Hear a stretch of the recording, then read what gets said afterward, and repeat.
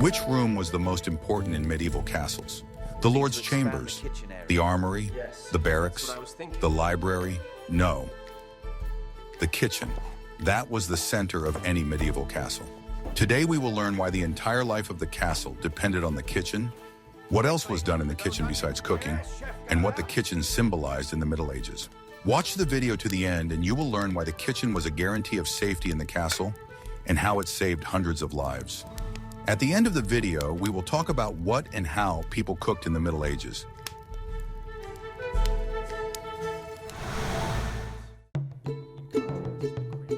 Kitchens were huge rooms. They had very high vaulted ceilings. This architectural feature was dictated not only by aesthetics, but also by practical necessity. High ceilings helped to remove smoke from massive hearths, preventing it from accumulating in the room. This was vital for those who worked in the kitchen, as they had to spend whole days there. Without such ventilation, the kitchen would have become an unbearable place. But most importantly, these were massive hearths that were built specifically for this purpose. Their size was truly impressive. Several animal carcasses could be cooked at the same time in one such hearth. It was not just a pit for a fire.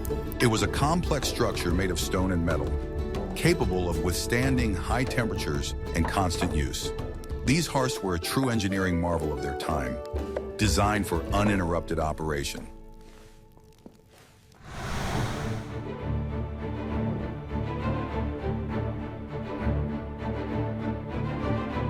The location of the kitchen in the complex structure of a medieval castle was never accidental, but was the result of precise, thoughtful, and sometimes ingenious engineering calculations.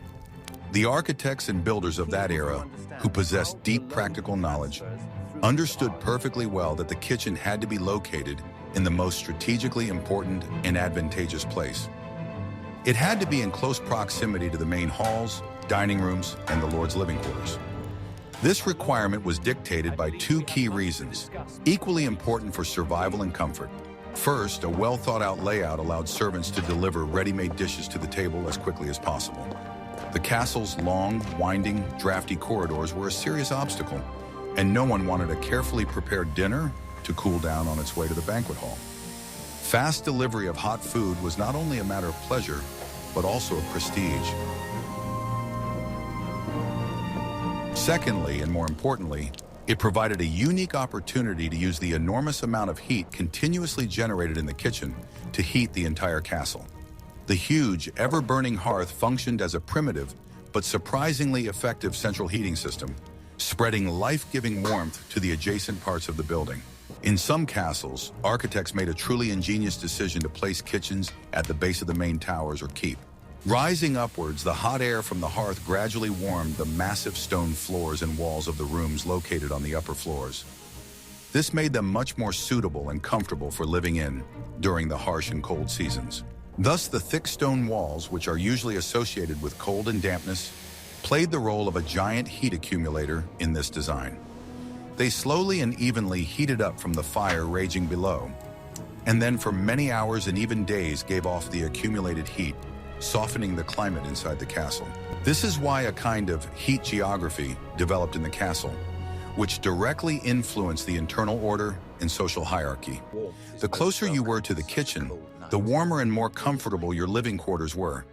This unspoken law determined where the most important and noble people would live and where the servants would be housed.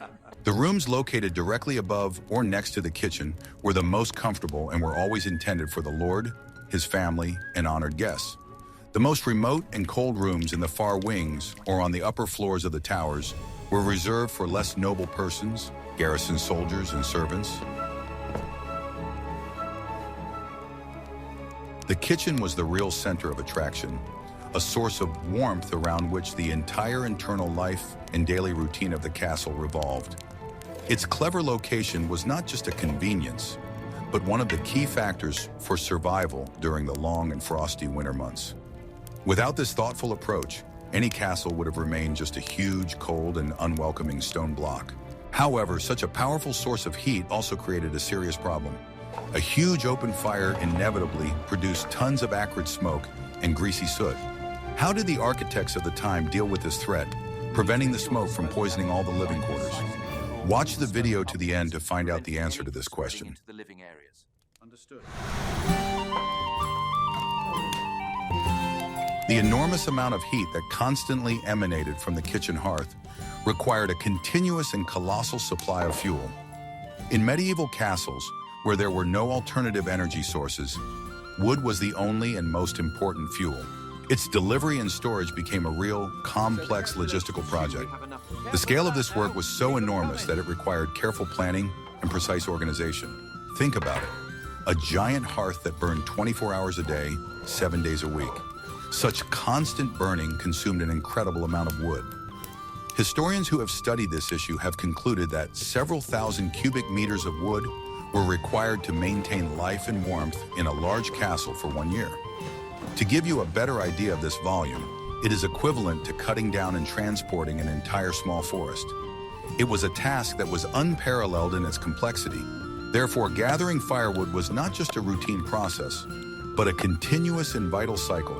It did not stop for a single day. Special woodcutters, or lumberjacks, worked in the forests that belonged to the feudal lord. Their work was incredibly hard and dangerous, but at the same time they were highly valued. After all, the survival of all the castle's inhabitants depended directly on their work.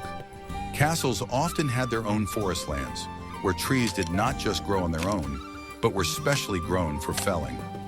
Managing these forests was an important part of the castle manager's responsibilities. He made sure that the wood supply did not run out and was always sufficient. In addition to logging, another important part of the process was transportation. The wood had to be transported from remote forests directly to the castle. For this purpose, heavy carts drawn by horses or oxen were used. It was slow and laborious work that depended on the condition of the roads and the weather. In winter, when the roads were covered with snow and ice, this task became even more difficult and required additional ingenuity. Woodcutters used sleds to drag heavy logs to storage areas, which made their work easier. The roads were often in poor condition, and bridges could be destroyed, making each trip a real challenge. The wood storage areas themselves were located as close to the kitchen as possible. This was done to make the work easier for the servants, who had to constantly carry fuel to the hearth. These areas, often covered sheds or large barns, were designed to protect the wood from rain and snow. Damp wood burns poorly and produces a lot of smoke, so it had to be dried before use. In some castles, wood was stored in attics or in specially designated rooms where it could be well ventilated, which helped it dry quickly. Thus, gathering firewood was not just a routine task. It was a vital process that ensured the survival of the entire castle, especially during the cold season. Without a constant supply of fuel, the kitchen could not function, which meant that people would be left without food and heat. This task required not only tremendous physical strength, but also a deep understanding of logistics and natural cycles. Every piece of wood counted. Want to know how they coped with this problem in bad weather? Watch the video to the end to find out the answer to this question.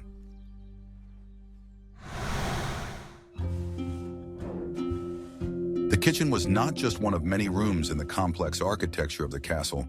It was its beating heart, its true biological clock. Its work, subject to the ancient laws of fire and food, set an unshakable and all-encompassing rhythm of life for the entire community.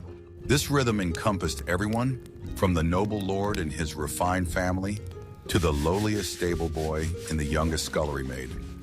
Life in the castle was cyclical in nature, and each cycle invariably began and ended in the kitchen. This rhythm was dictated by a single, all-consuming necessity: to prepare food and maintain the life-giving warmth within the cold stone walls. The day here began in deep, inky darkness, long before the first timid ray of sunlight dared to touch the high crenellated walls. While most of the castle's inhabitants were still in the embrace of sleep, the kitchen was already bustling with activity. The first to rise were the junior servants, who were entrusted with one of the most responsible and laborious tasks: reviving the great hearth. It had not been completely extinguished the night before, but carefully covered with a thick layer of ash, under which life lingered all night in the form of a handful of smoldering coals. The process of awakening the fire was a real ritual, requiring not only brute force, but also special skill, dexterity, and a deep understanding of the nature of flame. First, the servants, armed with pokers, carefully raked away the layer of gray ash, exposing the precious reddish embers. Then, using large leather bellows, they began to gently blow air into the fire, and the coals, responding to their efforts, began to glow brighter. At this moment, the driest tinder, moss, small chips, and bundles of straw was placed in the hearth. It took tremendous patience to catch the moment when the weak flame grew strong enough to embrace the first thin twigs. And only after a confident, cheerful fire had been lit were large, tarred logs used. This work required considerable physical effort, but it was precisely this that set the mechanism of a new day in motion. As soon as the fire roared and crackled its way up the wide chimney, life in the castle began to awaken rapidly. The first aromas, born in the warmth of the hearth, became the main signal for the start of the day. The smell of freshly baked bread mingled with the simpler but hearty aroma of hot oatmeal bubbling in a huge cast iron pot. These scents, like invisible heralds, spread through the cold stone corridors, penetrated the heavy oak doors, and rose up the spiral staircases. They carried a message for every inhabitant of the castle. The lord and his family, sensing the aroma of pastries, knew it was time to get up.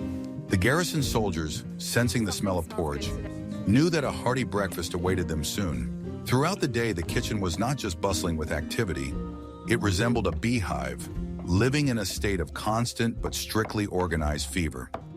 The huge hearth was the sun of this small universe, and everyone else revolved around it. The head chef, like a commander, gave sharp, abrupt orders, keeping track of dozens of processes at once. His assistants, their faces red from the heat, tirelessly turned the spits with the carcasses of pigs or poultry skewered on them. Other servants carried water from the castle well in a continuous stream and dragged armfuls of firewood so that the insatiable flames would never go out. In the far corners of the kitchen, other work was in full swing. Boys and women cut up meat, gutted fish, and cleaned root vegetables. The air was thick and heavy, filled with a symphony of sounds. The clang of knives, the clatter of cast iron pans, the sizzle of oil, and the loud voices of the workers. The fire in the hearth was not just a tool for cooking. It was the center of all activity, the main source of heat and light. The work in the kitchen was exhausting, dirty, and monotonous, promising neither glory nor honor. But everyone involved, from the gray-haired cook to the young dishwasher, was aware of their fundamental importance. They weren't just preparing food. They were the ones who literally ensured the survival of the entire castle community. As dusk fell, activity in the kitchen gradually subsided, but did not cease entirely. The second important stage of the daily cycle began, cleaning and preparing for the next day. Servants took out the trash, washed countless dishes, swept the floors, and changed the straw on the floor. And of course, special attention was paid to the hearth. It was not extinguished completely, as that would have been an unthinkable waste. The fire was carefully reduced, leaving only the largest, already burned logs. Then this red-hot core was covered with a thick layer of ash, creating a kind of thermos that would preserve the life-giving heat until dawn. These coals smoldering under the ashes were not just a practical necessity. They became a powerful symbol of the continuity of life, a silent promise of warmth and food for the next day. This daily and unchanging cycle, born in the kitchen, determined and structured the lives of absolutely all the inhabitants of the castle. People woke up, ate, worked, and went to bed in strict accordance with this rhythm. It was an eternal cycle that ensured the survival of this small, closed world. The pulsation of the kitchen hearth was the pulsation of the castle itself, but the hearth played another role as well.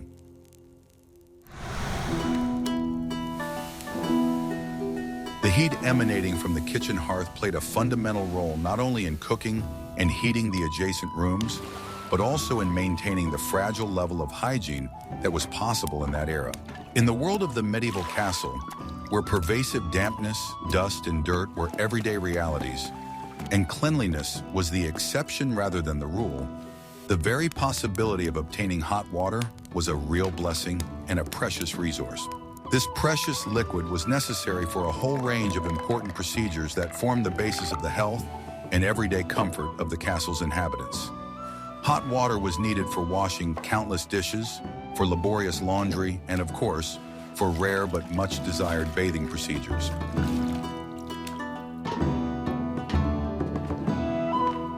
In the kitchen, next to the main hearth, huge cast iron boilers with water boiled or heated almost around the clock. This endless supply of boiling water allowed the servants to constantly maintain a basic level of cleanliness throughout the castle. Although hygiene standards in the Middle Ages were radically different from those of today, the availability of hot water, which could be obtained quickly at any time, was a huge practical advantage. It was hot water that made it possible to effectively remove hardened grease and dried food residues from wooden and tin dishes. Cold water would have been almost useless in this case, only smearing the dirt. The use of boiling water in combination with sand or ash as an abrasive allowed dishwashers to clean plates and pots thoroughly, preventing food spoilage and the spread of disease. In addition, hot water was indispensable for washing clothes, which was vital for preventing the spread of infections and parasites. Clean clothes and bedding were not only a visible sign of their owner's high social status, but also one of the few available ways to protect oneself from disease and skin ailments. The washing process was hard work. Laundry was soaked and boiled in large wooden tubs or troughs, using lye obtained from wood ash as a primitive but effective detergent. It was hot water that greatly increased the effectiveness of this process, helping to break down dirt and destroy lice, fleas, and other parasites that easily multiplied in the folds of the fabric. Hot water was also actively used for personal hygiene, in particular for washing and the mandatory washing of hands before meals. In noble circles, this was considered an unbreakable rule of etiquette and was an important part of the daily ritual. Before the meal began, servants would bring their masters and their guests special vessels, a wash basin and a jug of warm water, sometimes scented with herbs.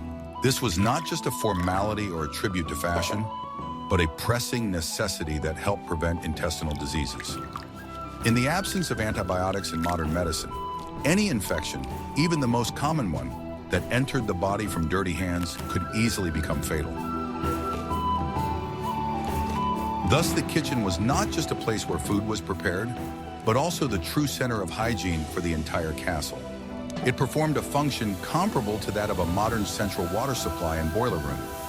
The kitchen helped to maintain the health and minimum well-being of all inhabitants, from the lord to the lowest servant. The role in this regard was so great that it is difficult to overestimate. In a world where cleanliness and health were in constant short supply, it was the kitchen that became their main source, a true bastion of life in the fight against dirt and disease.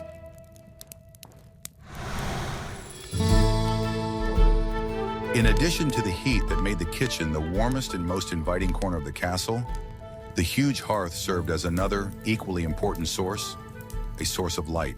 In an era when electricity was an unimaginable future, and candles made of tallow or expensive wax, like resin torches, were a valuable resource that had to be strictly economized, the constant light from the fire in the kitchen was of colossal importance. Its bright, lively flame not only flooded the room itself with light, but also spread generously beyond its boundaries. This light, escaping through doorways, created a faint but welcome orange glow in the adjacent dark corridors and rooms. This constant and, importantly, free source of light allowed people to work, perform their numerous duties, and simply move safely around the castle during the dark hours of the day, from sunset to sunrise. Unlike the living quarters, where hearths and fireplaces were often extinguished at night to save precious fuel, the fire in the kitchen was kept burning almost around the clock. It was only extinguished for a few short hours before dawn. This regime provided continuous, stable lighting, which was extremely important for overall safety. Medieval castles, with their steep spiral staircases, narrow winding passageways, high thresholds, and uneven floors, became a veritable obstacle course in complete darkness. The bright light emanating from the kitchen served as a kind of beacon, helping to prevent accidents such as falls, collisions, or mistakes when performing night work.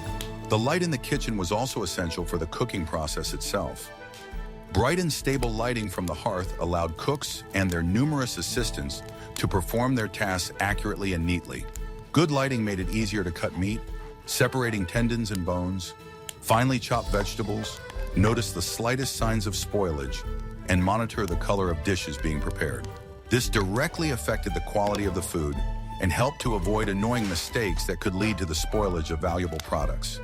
In conditions of limited resources, in the absence of refrigerators, any such mistake was a completely unacceptable luxury.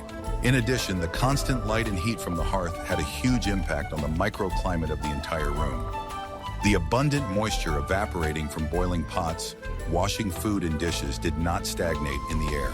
It was immediately dried by streams of hot air, which effectively prevented the growth of dangerous mold and mildew on walls and wooden surfaces. The dry, warm air in the kitchen created ideal conditions for storing certain types of food that would inevitably spoil in the dampness of a typical basement or pantry. Bundles of onions, garlic, bunches of medicinal herbs, and even dried meat were often hung under the kitchen ceiling to dry, knowing that they would be completely safe there. In essence, the hearth in the kitchen was not just a place for cooking, it was a multifunctional technological core that simultaneously provided the castle with heat for heating, hot water for hygiene, light for work, and security. It was a vital core, an indispensable center around which the complex and multifaceted daily life of the castle was built and revolved. The heat continuously and generously radiated by the giant kitchen hearth was used for much more than just immediate, everyday needs, such as cooking, heating rooms, or heating water. It served as an invisible but powerful fuel for one of the most important and strategic tasks of the Middle Ages, ensuring the long-term storage and preservation of food. In the closed and often isolated world of a medieval castle, where opportunities for obtaining fresh provisions were extremely limited and unpredictable, the question of preserving the abundance of summer and autumn was incredibly acute. It became particularly relevant during the dark winter months or during prolonged military sieges. In these harsh conditions, which required maximum foresight, the kitchen once again came to the fore, ceasing to be just a place for preparing lunches and dinners. It turned into a complex technological center, a real forge of survival, providing a unique and vital solution to the problem of hunger. It was here, in its hot belly, that confidence in tomorrow was born. The products obtained through hard work during the warm season, meat from slaughtered livestock, caught fish, handmade sausages, as well as the gifts of nature, required immediate and effective processing. Without it, all this abundance would have turned to dust in a matter of days. The only reliable methods of preservation in that era were drying and smoking, which allowed supplies to be stored for many months. The castle's architects and engineers, being primarily practitioners, were well aware of this pressing need. Therefore, when designing the castle, they paid no less attention to the food preservation system than to the thickness of the walls or the height of the towers. They created special rooms for this purpose, which were ingeniously integrated into the architecture of the castle itself. These chambers and rooms did not require separate heating. They were cleverly located directly above the main kitchen hearth, or even built into a complex system of chimneys. In this way, engineers made maximum use of the byproducts of kitchen work: heat and smoke. These rooms, known as smoking rooms or drying chambers, became the heart of the entire castle's food security system. The principle behind them was surprisingly simple from a physics point of view, but incredibly effective in practice. Hot, dry air, saturated with the aromas and powerful preservatives of smoke from the slowly smoldering wood, rose naturally through specially constructed channels. Passing through these dark chambers, tarred and almost black from years of soot, this constant flow performed two important functions at once. First, it ensured quick and even drying of the products, gently removing all moisture from them. Second, the smoke deeply permeated the meat and fish, and the substances it contained acted as a powerful natural preservative. This dual process, dehydration and smoking, allowed food to be preserved for a remarkably long time, reliably preventing spoilage. Meat, fish, and sausages, which under normal conditions would have spoiled in a few days, became edible for many months or even a whole year. Let's look at some vivid examples of this medieval miracle of preservation. Smoked meat, for example, was one of the staples of the castle garrison's diet. Huge pork hams and beef legs, after spending weeks in a smokehouse, became rock hard and could be stored in cool pantries for a very long time. Similarly, fish dried to the consistency of wood, pike, bream, carp, could be added to simple vegetable soups. This made them more filling and flavorful during the long, hungry winter. Forest mushrooms and fragrant herbs collected in summer and autumn were also carefully dried in these chambers. They were later used as a valuable seasoning to add flavor to bland winter dishes. Some of these herbs, such as chamomile and mint, formed the basis of the castle pharmacy and served as raw materials for medicinal decoctions. Even fruits, apples, pears, plums, were cut into thin slices and dried.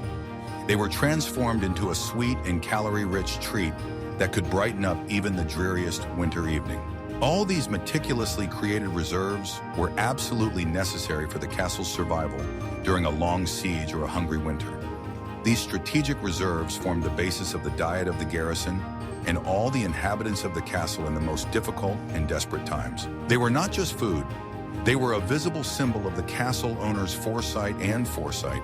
Without these reserves created thanks to the heat of the kitchen hearth, any castle, even the most powerful and impregnable, would be doomed to starvation, disease, and inevitable surrender. Thus, the kitchen was not just a place where everyday meals were prepared. It was a strategic center for processing and preservation, providing the castle with food autonomy for months to come. The heat it produced was not a byproduct, but a vital and invaluable resource. It was not just a clever engineering solution, but a genuine survival instinct, developed over centuries and embodied in stone and smoke. The smoke rising from the kitchen chimney was a flag not only of hospitality, but also of indomitable resilience. In the hierarchical world of the Middle Ages, status and power were demonstrated not only by the size of armies or the height of castle walls. One of the most striking indicators of a lord's power was his kitchen. The larger, more complex, and more productive it was, the higher the lord's status. Huge kitchens capable of feeding not just one family, but hundreds of warriors, servants, and guests were a resounding statement of boundless wealth and power. They became a visible symbol of abundance and survival, which were inextricably linked in the minds of medieval people. Owning a large, well-fortified castle was important, but even more important was showing the whole world that you could feed and support all its inhabitants. Unlike many other rooms in the castle, such as the lord's private quarters or the treasury, which were hidden from prying eyes and accessible only to a select few, the kitchen was often ostentatiously open for viewing. Important guests arriving at the castle could be invited to see it in action. This was no accident, but a well-thought-out part of the ritual of hospitality and a kind of demonstration of power. Guests could see with their own eyes the giant spits on which whole oxen were roasted, countless cauldrons of boiling soup, and dozens of cooks working in unison in this hive of activity. The owner of the castle showed without words that he was capable not only of protecting, but also of generously feeding his people and allies. It was a powerful political message that spoke of his resources, stability, and care for his vassals. In this sense, the kitchen was a kind of calling card for the castle and its owner. Its condition, cleanliness, visible order, and efficiency spoke to the character and managerial abilities of the owner. A well-organized kitchen with a clear hierarchy of staff testified to the lord as a wise and prudent ruler, capable of bringing order to his domain. Conversely, a dirty, chaotic kitchen could lead guests to believe that the lord of the castle was a weak and ineffective leader. Thus, it was a place where one could instantly assess how well organized the castle was and how wealthy its owner really was, regardless of what he said at the banquet. Thus, the kitchen was not just a functional room for cooking, but an important symbol of power, status, and prosperity. It was the very heart of the castle, whose strong and steady pulse could be heard by all. This pulse, in the form of smoke from the chimney, the aroma of food, and the hum of working people, continued to beat despite any external difficulties, be it winter, war, or disease. It showed everyone, friends and enemies alike, that life in the castle continued, that its walls were strong, and that its lord was powerful.